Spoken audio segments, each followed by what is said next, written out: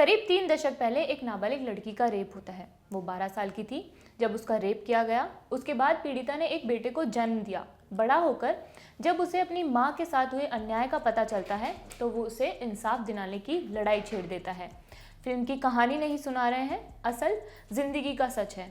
उत्तर प्रदेश के शाहजहानपुर का मामला है। यहाँ एक रेप पीड़िता को इंसाफ मिलने में 28 साल लग गए। खबर के मुताबिक घटना के समय पीड़िता की उम्र 12 साल थी। उसने रेप के बाद बेटे को जन्म दिया। 27 साल बाद बेटे ने ये सब जाना तो उसने मां को एफआईआर दर्ज कराने के लिए राजी किया। 28 सालों बाद अब आरोपी को सजा सुनाई जाएगी। टाइम्स ऑफ इंडिया की रिपोर्ट के मुताबिक 1994 में पीड़िता अपनी बहन और बहनोई के साथ एक मोहल्ले में रहती थी। बहनोई सरकारी नौकरी करता था और बहन प्राइवेट स्कूल में पढ़ाती थी।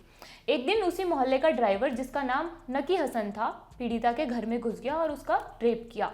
अखबार की रिपोर्ट के मुताबिक अगले दिन हसन का भाई मोहम्मद रजी ने भी पीड़िता का रेप किया।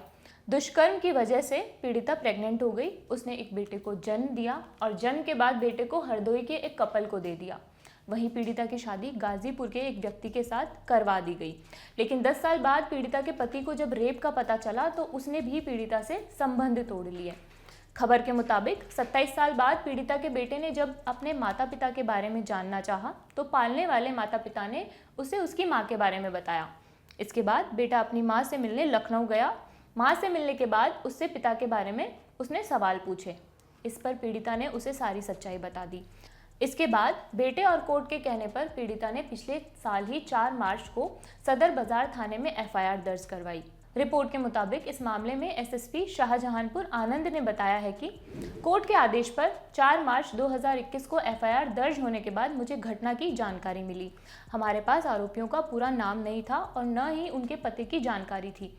यह काफ़ी पुराना मामला था, लेकिन शिकायत में सच्चाई लग रही थी। हम पीड़िता को न्याय दिलाने में मदद करना चाहते थे क्योंकि उसने बचपन में बहुत कुछ सहा है। मामले की जांच करने के बाद हम आरोपी भाइयों की पहचान करने में कामयाब रहे और वो शहर के हदाफ इलाके में मिले।